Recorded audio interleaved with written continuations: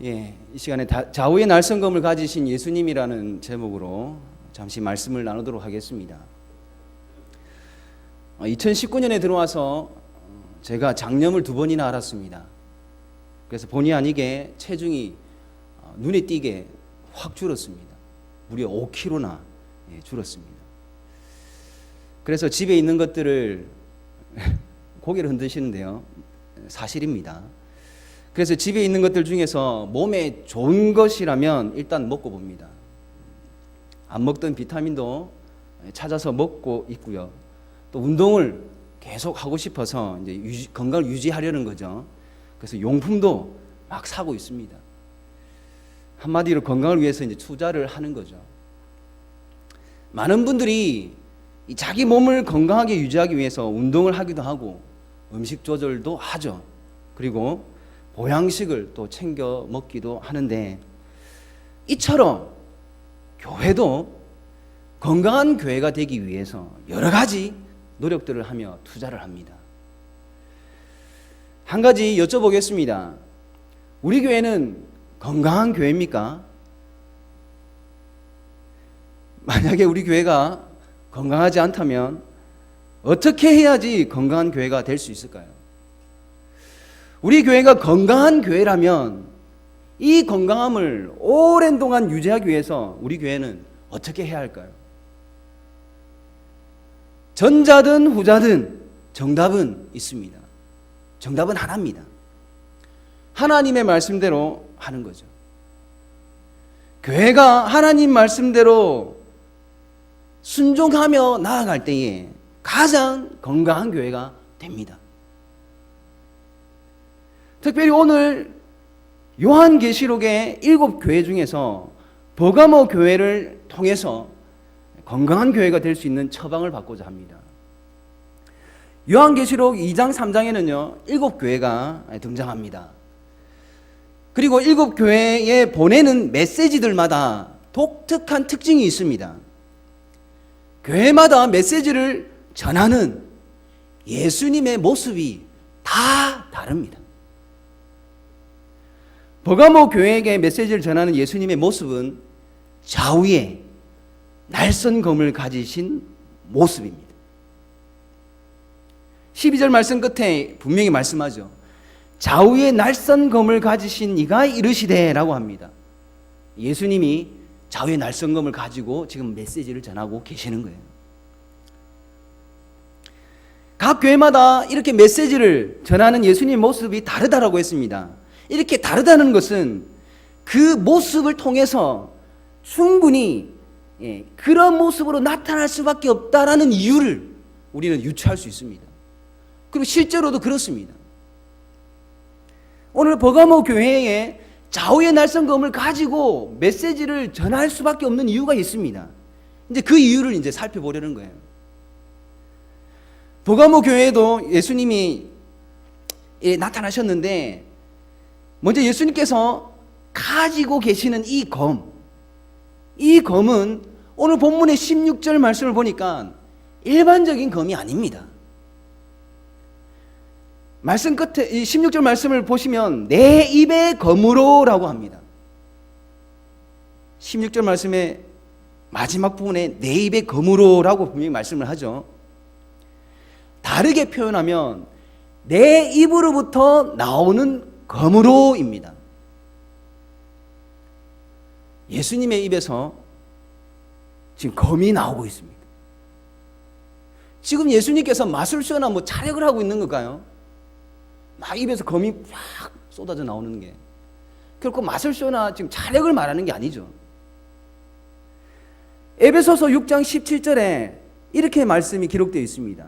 성령의 검, 곧 하나님의 말씀을 가지라 라고 합니다.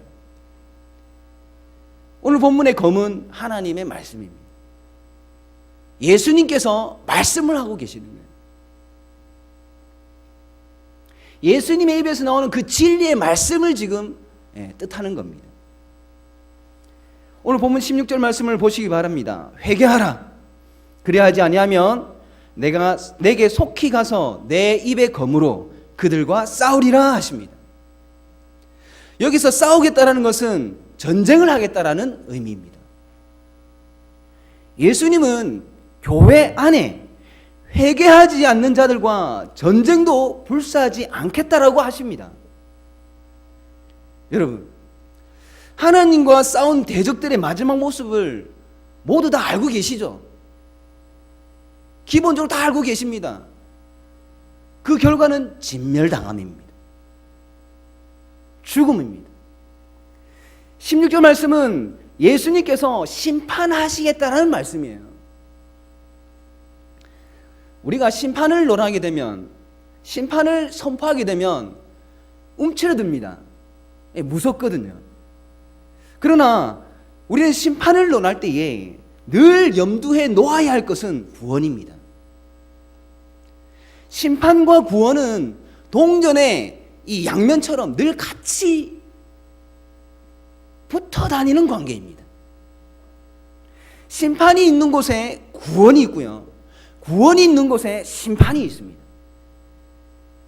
하나님께서 내가 소돔과 고모라 성을 심판하겠다라는 것은 곧 내가 소돔과 고모라 성에서 구원하겠다라는 것입니다. 그래서 실제로 롯이 구원을 받았습니다. 하나님께서 온 땅을 물로 심판하시겠다 했습니다. 이것은 온 땅을 물에서 구원하겠다라는 의미예요. 그래서 실제로 노아와 그의 가족들이 구원을 받았습니다. 심판과 구원은 늘 같이 가는 거예요. 예수님께서 버가모 교회에게 회개하지 않는 자들을 심판하시겠다 하십니다. 즉 회개하는 자들을 구원하시겠다 하시는 말씀이에요. 때문에 이것은 우리에게 복된 것입니다. 왜냐하면 회개하면 살 수 있기 때문입니다. 그러면 예수님은 왜 버가모 교회에게 회개하라고 하시는가? 도대체 버가모 교회가 무슨 잘못을 했길래 회개하라고 하실까? 당시 버가모 교회는 대단한 업적을 가지고 있는 교회입니다. 13절 말씀을 보시기 바랍니다. 우리 함께 읽어볼까요? 13절 말씀입니다. 시작. 내가 어디에 사는지를 내가 아노니 거기는 사탄의 권자가 있는 데라. 내가 내 이름을 굳게 잡아서 내 충성된 증인 안디바가 너희 가운데 곧 사탄이 사는 곳에서 죽임을 당할 때에도 나를 믿는 믿음을 저버리지 아니하였도다. 이 버가모 교회가 있는 도시는요, 이 버가모 도시겠죠. 소아시아 중에서 가장 큰 도시였습니다. 어마어마한 화려함이 있는 그런 도시였어요. 왜 사탄의 권자가 있는 곳이라고 하냐면 이 도시는 어마어마한 큰 도시이며 화려한 만큼 이 우상 숭배가 굉장했습니다. 로마 황제를 숭배하기 위한 그 신전이 무려 3개나 있었고요. 그 유명한 그리스 신전도 여러 개가 있었습니다. 뭐 제우스 신전은 말할 것도 없고요. 아테네 신전, 무슨 신전 굉장히 많습니다. 심지어 애굽에 태양 신전까지도 있습니다. 한마디로 이 사탄의 본부가 있는 도시라고 보시면 되는 거예요. 그래서 사탄의 권자가 있는 곳이라고 했습니다.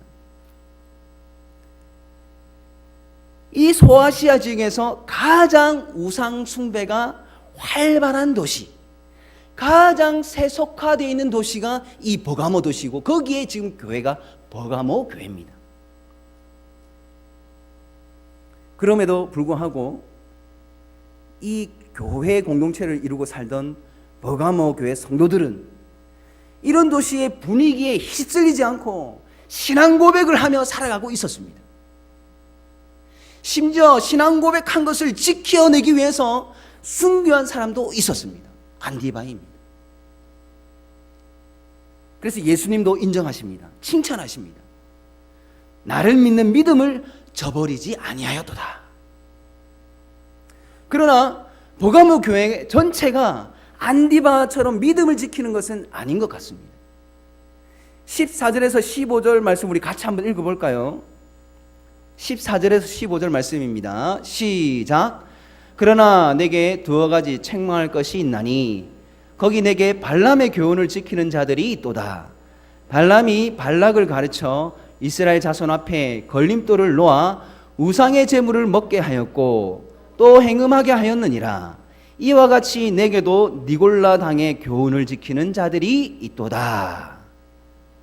발람의 교훈을 지키는 자나 니골라 당의 교훈을 지키는 자나 같은 겁니다.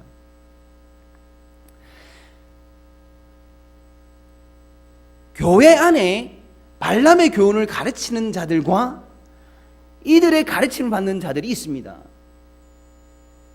발람은 모압 왕 발락에게 돈을 받고 가나안 땅에 들어가려는 이스라엘 백성을 출애굽을 해서 가나안 땅에 들어가려는 이스라엘 백성을 모압 사람들의 제사 제물을 먹게 하고 그들의 신에게 절하게 했고 모압 여자들과 행음하게 만들었던 인물입니다.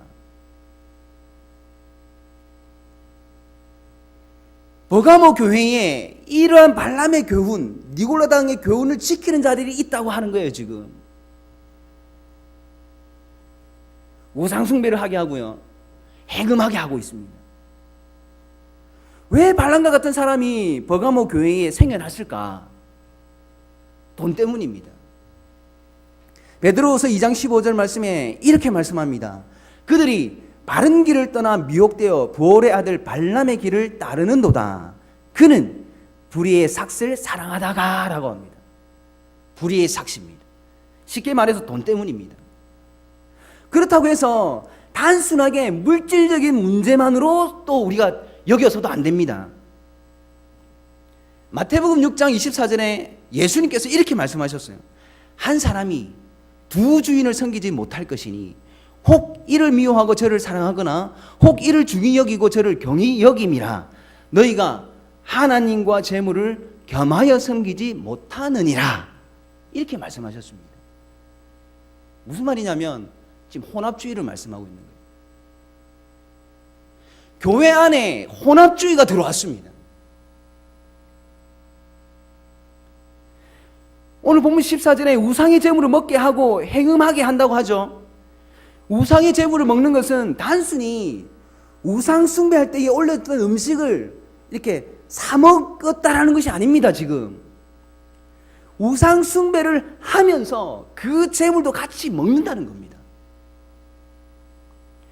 행음도 윤리적인 타락을 말하는 것이 아니에요. 예배의 요소로서 지금 행음을 하는 겁니다. 쉽게 말해서 예배하면서 행음하는 순서를 넣은 거예요. 이해가 안 되죠? 실제로 그렇게 했습니다. 민수기 25장에 이 부분을 자세하게 말씀하고 있습니다. 나중에 한번 찾아보시기 바랍니다. 민수기 25장입니다. 혼합주의는 서로 다른 원리 위에 서 있는 사상을 아무런 비판도 없이 평가도 없이 그냥 혼합하는 것입니다. 이게 혼합주의예요. 그리고 그것을 예배 순서에 넣습니다. 삶 속에 실천하는 교리로 삼는 거죠. 정말 심각한 것이 있는데 열린 예배라는 겁니다. 예, 열린 예배. 이게 생각보다 심각한 겁니다. 열린 예배가 뭐냐면요, 예배는 세례교인이 할 수 있는 것이 예배입니다. 하나님을 모르는 사람이 아니라 하나님을 알고 있는, 하나님을 믿고 있는 세례교인이 할 수 있는 것이 예배입니다. 열린 예배는 그 외의 사람들도 예배할 수 있게 하는 것입니다. 이거는 모순입니다.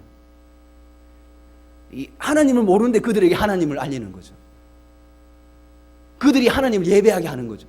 하나님을 모르는데 어떻게 예배할 수 있습니까? 이게 열린 교회의 가장 큰 배단입니다. 혼합주의죠. 이스라엘은 구약시대에 하나님의 택하심을 받은 유일한 백성이라고 자부하던 민족입니다. 그러나 이들의 가장 큰 문제는 늘 여호와도 섬기고 바알도 섬기는 혼합주의였습니다. 신약교회도 늘 이러한 유혹에 직면했습니다. 요한일서 2장 15절에 이렇게 말씀합니다. 이 세상이나 세상에 있는 것들을 사랑하지 말라. 누구든지 세상을 사랑하면 아버지의 사랑이 그 안에 있지 아니하니 라고 했습니다. 경고죠. 지금도 혼합주의는 우리를 하나님과 세상을 겸하여 섬길 수 있다라고 유혹합니다. 아담이 타락한 이후부터 하나님의 사람들은요, 교회를 향해서 한 가지만을 외쳤습니다. 그것이 무엇이냐면 오직 여호와만을 섬기라는 것입니다. 그러나 교회 안에는 여전히 세상과 타협함이 있고요, 수많은 이방 종교의 원리들이 이 교회 안에 여전히 들어와 있는 것 같습니다. 제일 문제가 되는 것은요, 자유주의 신학입니다. 지금 이 시대에 자유주의 신학이 제일 문제입니다. 자유주의 신학은 기독교를요, 하나의 윤리, 도덕의 종교로 만들어버렸습니다. 교회는요, 신본주의로 다스려져야 됩니다. 하나님에 의해서만 다스려져야 되는 거예요. 그런데 이것을 인본주의로 바꿔버렸습니다. 자유주의가 그렇게 한 거예요. 그러다 보니 교회는 점점 윤리적으로, 도덕적으로 세상 문화와 타협을 안 하려야 안 할 수가 없게 되었습니다. 왜냐하면 그렇게 타협을 안 하면요, 윤리적으로, 도덕적으로 이렇게 타협을 안 하게 되면 나쁜 교회가 돼버립니다. 인식이 그렇게 바뀌어버렸어요. 욕먹는 교회가 돼버린 거예요, 이제는. 철학, 심리학, 경영학 등 이러한 모든 학문들이 성경 아래에 있어야 되는데 성경 아래에 있는 것이 아니라 성경과 동등한 위치에 놓여졌습니다. 그렇게 해서 나온 결과물로 교회의 질서를 이제 세우려고 합니다. 그럴듯하지만 결론은 혼합주의입니다. 오늘 본문의 버가모 교회는 안디바가 순교를 당할 때 도망가지 않고 믿음을 지켰던 정말 건강한 교회였습니다. 그러나 하나님의 우상을 겸하여 섬기는 혼합주의 교회가 되어버렸습니다. 이제 좌우의 날성검을 가지신 예수님께서 단호하게 말씀하십니다. 16절 말씀입니다. 제가 정말 쉽게 한번 의역해 봤습니다. 회개하라. 혼합주의 교회가 된 것을 회개하라.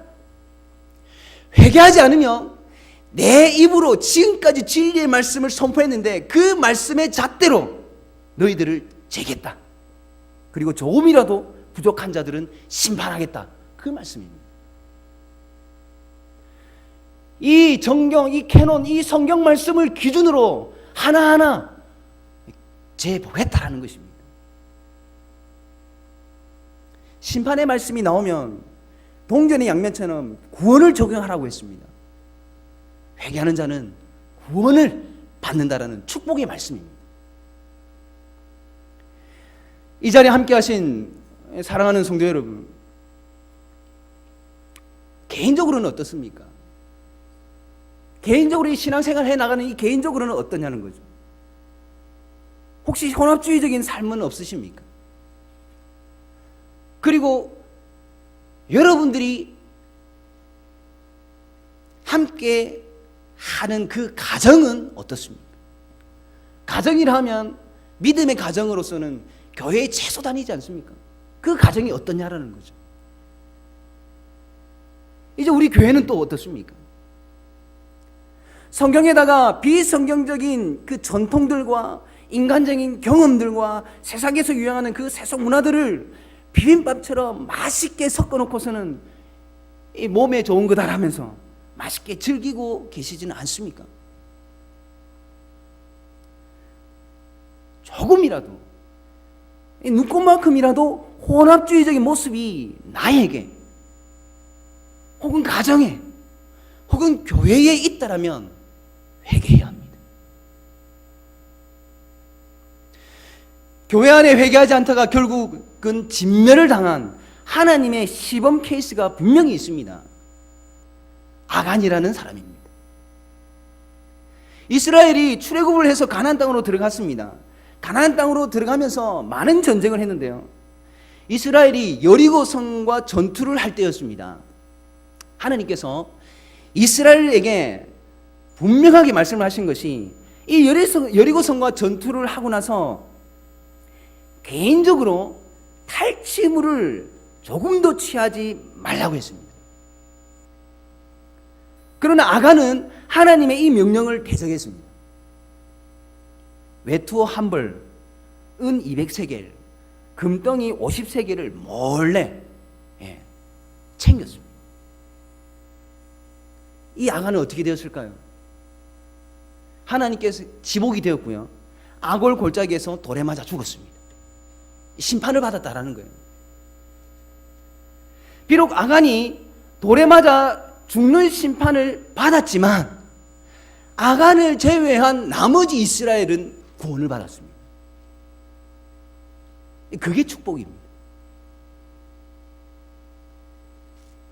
사실 하나님은 아간이 하나님 앞에서 자기의 잘못을 자복하고 이 회개하기를 바랬던 것 같습니다. 왜냐하면요, 아간이 범인으로 하나님께 지목될 때까지 4번의 텀이 있었습니다. 그러니까 4번의 기회가 있었다고요. 여호수아 7장을 한번 나중에 꼭 찾아보시기 바랍니다. 분명히 하나님께서 4번의 텀을 주십니다. 그런데도 끝까지 아간은 모른 척하고 있다가 결국에는 하나님의 심판을 받습니다. 모른 척 했다라는 것이 끝까지 회개하지 않았다라는 겁니다. 사랑하는 성도 여러분, 이제 말씀을 맺겠습니다. 조금이라도 혼합주의적인 모습이 나에게, 가정에, 교회에 있다면 회개를 합시다. 회개를 합시다. 회개해서 하나님의 심판이 아닌 오늘 본문의 17절 말씀처럼 구원의 복을 누립시다. 우리 다 같이 17절 말씀을 함께 읽어봅시다. 17절 말씀입니다. 시작. 귀 있는 자는 성령이 교회들에게 하시는 말씀을 들을지어다.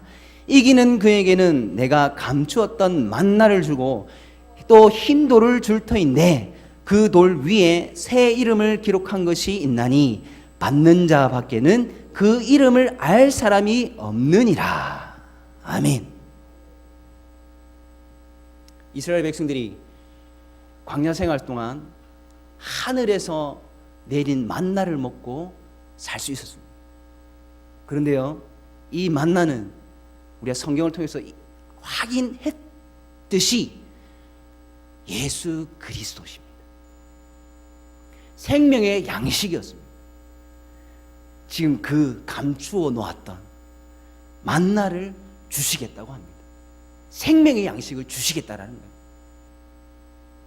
구원이죠. 흰 돌에 새 이름을 주시겠다라고 합니다. 이 흰 돌은 제사장 앞에 매는 패를 말합니다. 그 패에 어떤 것이 적혀져 있었냐면 이스라엘 민족 지파가 이름이 적혀져 있었습니다. 하나님의 백성들이죠. 거기에 새 이름을 주시겠다고 합니다. 이기는 자의 이름이 새겨진다라는 겁니다. 하나님의 백성이 되는 거죠. 구원입니다. 오늘 17절 말씀에 이기는 그에게는 신앙 고백을 하는 자입니다. 혼합주의가 유혹하는 세상 속에서도 신앙 고백을 하며 순결한 삶을 살아낼므로 17절 말씀에 이 구원의 복을 누리는 저와 여러분이 될 수 있기를 간절히 바랍니다.